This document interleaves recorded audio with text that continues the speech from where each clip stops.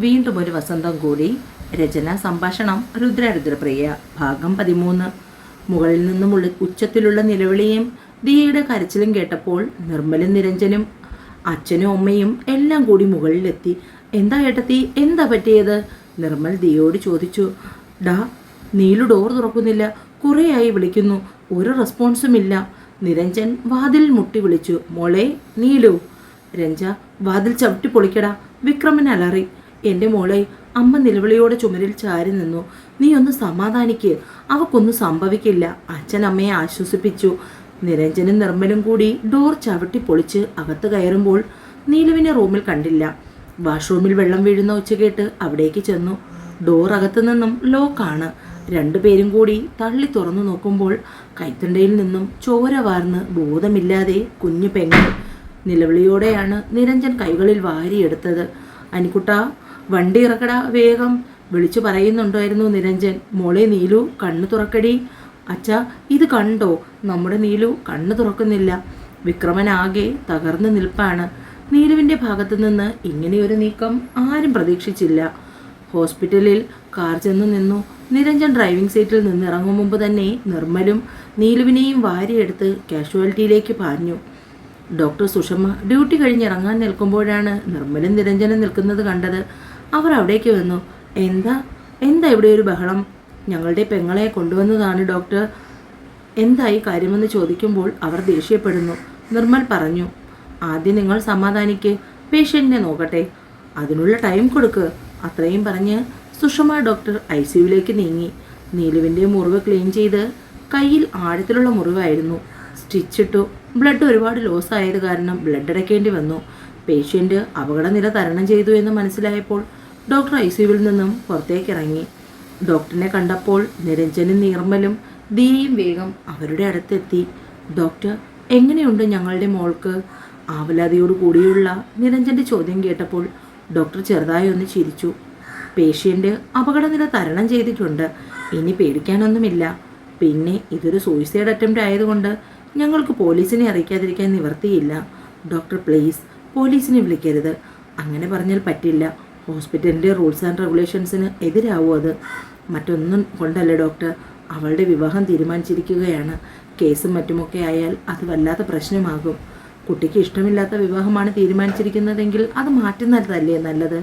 അതുകൊണ്ടായിരിക്കും ചിലപ്പോൾ ഈ അറ്റംപ്റ്റ് തന്നെ. നിരഞ്ജൻ ചുരുങ്ങിയ വാക്കുകളിൽ ഡോക്ടറോട് കാര്യങ്ങൾ വിശദമാക്കി. ഇങ്ങനെയുള്ളപ്പോൾ ഞങ്ങളുടെ അടുക്കൽ മറ്റൊരു വഴിയില്ല ഡോക്ടർ. വീട്ടുകാരുടെ നിസ്സഹായാവസ്ഥ മനസ്സിലാക്കിയ ഡോക്ടർ പോലീസിൽ പരാതിപ്പെടുമെന്ന തീരുമാനത്തെ മാറ്റിവെച്ചു. വൈകുന്നേരത്തോടു കൂടിയാണ് റൂമിലേക്ക് മാറ്റുമെന്ന് പറഞ്ഞിരുന്നത്. എന്നാൽ നീലുവിന് പെട്ടെന്ന് പനി ആയതുകൊണ്ട് എന്തായാലും ടെമ്പറേച്ചർ കുറയുന്നത് വരെ ICUവിൽ തന്നെ കിടക്കട്ടെ എന്ന് തീരുമാനമായി. വൈകുന്നേരമായപ്പോഴേക്കും നിരഞ്ജനും നിർമ്മലും കൂടി അച്ഛനെയും ദിയയെയും വീട്ടിലേക്ക് പറഞ്ഞു വിട്ടു. പോകാൻ നേരം വിക്രമൻ മക്കളുടെ അടുത്തേക്ക് വന്നു. എന്താ അച്ഛാ, എന്തെങ്കിലും ഉണ്ടോ പറയാൻ? അച്ഛൻ്റെ മുഖം കണ്ടപ്പോൾ നിരഞ്ജൻ അങ്ങനെ ചോദിക്കാനാണ് തോന്നിയത്. മക്കളെ, നമ്മൾ അവളോട് ചെയ്യുന്നത് തെറ്റാണോ എന്ന് എനിക്ക് തോന്നുന്നു. അവളുടെ മനസ്സിൽ ആ പയ്യനോട് അത്രയ്ക്ക് സ്നേഹമുള്ളത് കൊണ്ടല്ലേ അവൾ ഇങ്ങനെ ചെയ്തത്. അച്ഛനത് എന്തൊക്കെയാണ് പറയുന്നത് എന്ന് പറഞ്ഞ് നമുക്ക് നീലുവിനെ അവന് കൊടുക്കാൻ കഴിയുമോ? സ്വയം ആരാണെന്ന് പോലും തിരിച്ചറിയാത്ത ഒരാളുടെ കൂടെ നമ്മുടെ നീലു എത്ര കാലം ജീവിക്കും? ഇപ്പോഴത്തെ ഈ സങ്കടമൊക്കെ മാറിക്കഴിയുമ്പോൾ അവളുടെ ജീവിതം സന്തോഷം നിറഞ്ഞതാവും. നോക്കിക്കോ, അച്ഛൻ ഇനി അതോർത്ത് വേവലാതിപ്പെടണ്ട. അച്ഛൻ അമ്മയോട് പറയണം, കരഞ്ഞു ബഹളം വെച്ച് അയൽക്കാരെ ഒന്നും അറിയിക്കരുതെന്ന്. ഇനി ശ്രാവണിൻ്റെ ചെവിയിലെങ്ങാനും എത്തിയാൽ അതോടെല്ലാം കഴിയും. ഒരുപാട് വെച്ച് താമസിപ്പിക്കാതെ നീലുവിൻ്റെ വിവാഹം നടത്തണമെന്നാണ് നല്ലതെന്ന് എനിക്ക് തോന്നുന്നു. നിരഞ്ജൻ പറഞ്ഞപ്പോൾ നിർമ്മലിൻ്റെയും അഭിപ്രായം അതുതന്നെയായിരുന്നു. എന്തായാലും അവൾ ഡിസ്ചാർജായി വീട്ടിലെത്തട്ടെ, എന്നിട്ട് നമുക്ക് അതിനെക്കുറിച്ചൊക്കെ ആലോചിക്കാം. വിക്രമൻ അതും പറഞ്ഞുകൊണ്ട് പുറത്തേക്ക് പോയി. രാവിലെ 11 മണിയോടുകൂടി നീലുവിനെ റൂമിലേക്ക് കൊണ്ടുവന്നു. അമ്മ രാവിലെ തന്നെ വീട്ടിൽ നിന്ന് എല്ലാവർക്കുമുള്ള ബ്രേക്ക്ഫാസ്റ്റ് ഉണ്ടാക്കിക്കൊണ്ടാണ് വന്നിരിക്കുന്നത് മോളെ കാണാൻ. തലേന്ന് വൈകുന്നേരം അച്ഛൻ ഒരുപാട് നിർബന്ധിച്ചാണ് അമ്മ നീലുവിനെ കാണാൻ ഹോസ്പിറ്റലിലേക്ക് വന്നത്. പക്ഷേ അച്ഛൻ സമ്മതിച്ചില്ല. ഇന്നിപ്പോൾ പോയാലും അവളെ കാണാൻ കഴിയില്ല, ICUവിലാണ്. നാളെ എന്തായാലും റൂമിലേക്ക് മാറ്റുമ്പോൾ നിന്നെ കൊണ്ട് കാണിക്കാം. അതുകൊണ്ട് രാവിലെ തന്നെ എഴുന്നേറ്റ് ആഹാരമെല്ലാം ഉണ്ടാക്കിക്കൊണ്ടിങ്ങി പോന്നു. അലങ്കരിച്ച കതിർമണ്ഡപത്തിൽ സർവാഭരണ വിഭൂഷിതയായ ഒരു പെൺകുട്ടി. സത്യയുടെ കയ്യിൽ താലി അവളുടെ കഴുത്തിൽ അണിയിക്കുന്നു. അവൾ കണ്ണുമടച്ച് തൊഴുത് കൈയോടെ ആ താലി ഏറ്റുവാങ്ങുന്നു. സ്വപ്നത്തിലെന്നവണ്ണം നീലു ഞെട്ടി ഉണർന്നു. ട്രിപ്പ് സ്റ്റാൻഡ് വലിച്ചെറിഞ്ഞ് ബെഡിലേക്ക് എഴുന്നേറ്റിരുന്നു. തലയ്ക്ക് ചുറ്റും വണ്ടുകൾ മുരളുന്നത് പോലെ തോന്നി നീലുവിന്. ചുറ്റുപാടും പകച്ചു നോക്കി. ട്രിപ്പ് സ്റ്റാൻഡ് താഴെ വീഴുന്ന ഒച്ച കേട്ട് പുറത്തിരുന്ന നിർമ്മലും നിരഞ്ജനും അമ്മയും റൂമിനുള്ളിലേക്ക് വന്നു. എന്താ മോളെ, എന്താ പറ്റിയത്? അമ്മ അവൾക്കടുത്തേക്ക് വന്ന് പാഞ്ഞ് അവളെ ചേർത്ത് പിടിച്ചു. വേണ്ട, എനിക്ക് ആരും വേണ്ട, ആരും വേണ്ട, എന്നെ മനസ്സിലാക്കാൻ ആരുമില്ല അലറി വിളിച്ചുകൊണ്ട് കരഞ്ഞവളെ അമ്മ കണ്ണീരോടുകൂടി ചേർത്ത് പിടിച്ചു. ഈശ്വരമംഗലം തറവാട്ടിന് മുന്നിൽ വലിയ പന്തലുയർന്നു. വിവാഹ ഏർപ്പാടുകൾ മുഴുവനും ഇവന്റ് മാനേജ്മെൻറ്റുകാരെയാണ് ഏർപ്പിച്ചിരിക്കുന്നത്. അതുകൊണ്ട് മാധവനും രവിക്കുമൊന്നും അതിൻ്റെ പിന്നാലെ ഓടി നടക്കേണ്ടി വന്നില്ല. എന്നാൽ സാരംഗിന് മുഴുവൻ ചുമതലയും ഉണ്ടായിരുന്നു. ഓരോരോ ആവശ്യങ്ങൾക്കായി അവനാണ് ഓടി നടക്കുന്നത്. സത്യയുടെ മുഖത്ത് പ്രത്യേകിച്ച് ഭാവമൊന്നുമില്ല. അവനും ആ മുറിയുമായി ഇപ്പോൾ പൊരുത്തപ്പെട്ട് കഴിഞ്ഞു. ഒന്നിനോടും പ്രത്യേകിച്ച് താല്പര്യമില്ല. എല്ലാത്തിനും തലയാട്ടി സമ്മതിക്കുന്ന ഒരു ബൊമ്മയെ പോലെ. വിവാഹം കഴിഞ്ഞുള്ള അവൻ്റെ ജീവിതത്തെക്കുറിച്ച് ആർക്കും ഒന്ന് ആലോചിക്കുക പോലും കഴിയില്ല. നന്ദുവിൻ്റെ വീട്ടിലാണെങ്കിൽ ആകെ ബഹളമാണ്. ബന്ധുക്കളെ കൊണ്ടും അയൽക്കാരെ കൊണ്ടും വീട് നിറഞ്ഞു. എത്ര ആൾക്കാരെ ക്ഷണിക്കുന്നില്ല എന്ന് പറഞ്ഞാലും സ്വന്തക്കാരെയും അത്യാവശ്യം അയൽക്കാരെയും വിളിക്കാതിരിക്കാൻ കഴിഞ്ഞില്ല. അവർക്കാണെങ്കിൽ രാഘവൻ്റെ വീട് സ്വന്തം വീട് പോലെയും. തലേ ദിവസം വൈകുന്നേരം പാർട്ടി അറേഞ്ച് ചെയ്തിട്ടില്ലായിരുന്നുവെങ്കിൽ പോലും വരുന്നവർക്ക് കഴിക്കാൻ വീശപ്പൂവും കുറുമയും ഉഴുന്നുവടയും ചായയും പഴവും കേസരിയും റെഡിയായിരുന്നു.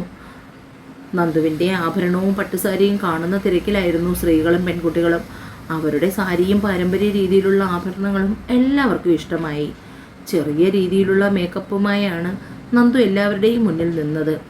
ഭംഗിയുള്ള ഹാഫ് സാരിയാണ് അവൾ തിരഞ്ഞെടുത്തത്. അതിന് ചേരുന്ന കാശിൻ്റെ നെക്ലസും കയ്യിൽ 2 കാപ്പുവളയും. വിവാഹ വീടായിട്ടും പാട്ടും ബഹളവും ഒന്നുമില്ലല്ലോ. രമണി പരാതി പറയുന്നത് പോലെ വീടിന് പുറത്തേക്ക് ഇറങ്ങി വന്നു.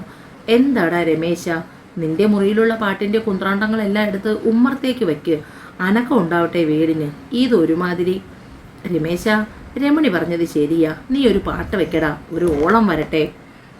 രമേശൻ സ്റ്റീരിയോ ഓണാക്കി അതിൽ നിന്നും മധുരമൂർന്ന പാട്ട് ഒഴുകിയെത്തി.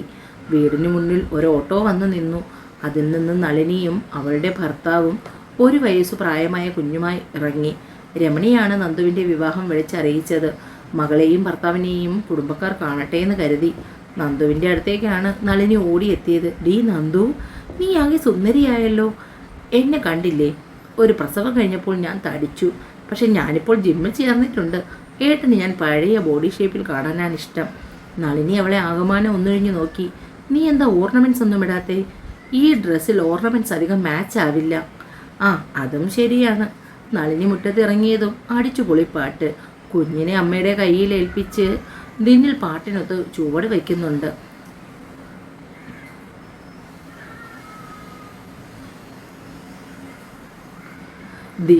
നളിനിയെയും ചേർത്ത് പിടിച്ച് ദിന്നിൽ ഒരേ ഡാൻസാണ്. രമണി കുഞ്ഞിനെയും പിടിച്ചുകൊണ്ട് മോളുടെയും മരുമകൻ്റെയും ഡാൻസിൽ ലയിച്ച് നിൽക്കുകയാണ്. രമേശനും നന്ദുവും അമ്മയും അച്ഛനുമെല്ലാം ഡാൻസ് കളിക്കുന്നവരെ നോക്കി അന്താളിപ്പോടെ നിൽക്കുന്നു. നീലുവിൻ്റെ മുന്നിലിരുന്ന് അമ്മയുടെ കരച്ചിൽ കണ്ടപ്പോൾ നിരഞ്ജനും നിർമ്മലിനും വിഷമം തോന്നി. അമ്മ അവളുടെ മുന്നിലിരുന്ന് ഇങ്ങനെ കരയാതെ, എന്നാലും എൻ്റെ കുഞ്ഞിന് ഇങ്ങനെ ഒരു ബുദ്ധിമോശം തോന്നിയല്ലോ. അമ്മ അവളുടെ മുന്നിലിരുന്ന് ഇങ്ങനെ കരയാതെ, എന്നാലും എൻ്റെ കുഞ്ഞിന് ഇങ്ങനെ ഒരു ബുദ്ധിമോശം തോന്നിയല്ലോ.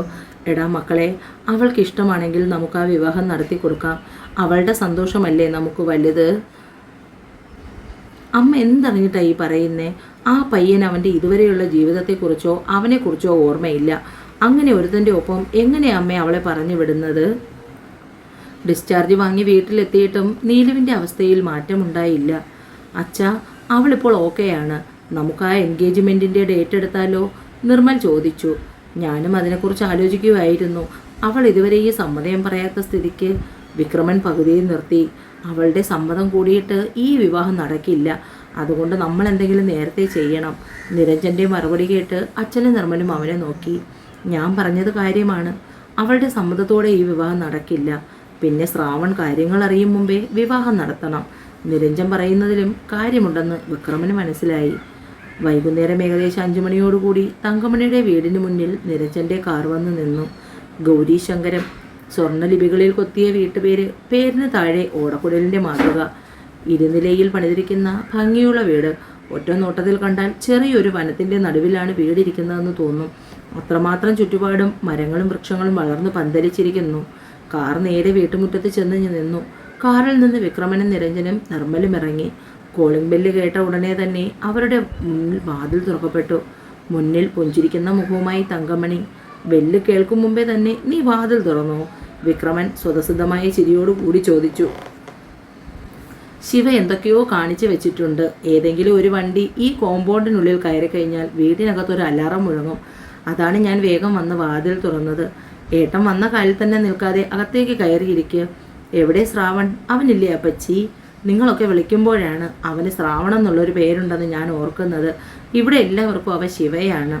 അവനിപ്പോൾ വന്നതേ ഉള്ളൂ, ഫ്രഷ് ആകാൻ കയറി. ഏട്ടൻ ആദ്യമായാണ് എൻ്റെ വീട്ടിൽ വരുന്നത്. തങ്കമണി ഏട്ടൻ്റെ അടുത്തേക്ക് ഇരുന്നു. അയാളുടെ ഇരു കൈയും ചേർത്ത് പിടിച്ചു. ഏട്ടൻ എന്നോട് ഇപ്പോഴും പിണക്കമുണ്ടോ? നീ എന്തൊക്കെയാ തങ്കേ ഈ പറയുന്നത്? നീ എൻ്റെ കൂടപ്പുറപ്പല്ലേ, എനിക്കങ്ങനെ പിണങ്ങാൻ കഴിയുമോ? പണ്ടൊക്കെ ഏട്ടനോട് ഒരുപാട് തവണ ദേഷ്യം തോന്നിയിട്ടുണ്ട്, കണ്ടിട്ടും മിണ്ടാതെ പെങ്ങളായി കാണാത്തതിൽ. പക്ഷേ പിന്നീട് മനസ്സിലായി കാര്യങ്ങൾ. ഒരിക്കൽ അമ്മ പറഞ്ഞു തന്നു, ഏട്ടനോട് പിണക്കം തോന്നരുത്, അമ്മ ചെയ്തത് തെറ്റാണെന്ന്. അതുകൊണ്ടാണ് ഏട്ടൻ മിണ്ടാത്തതെന്ന്.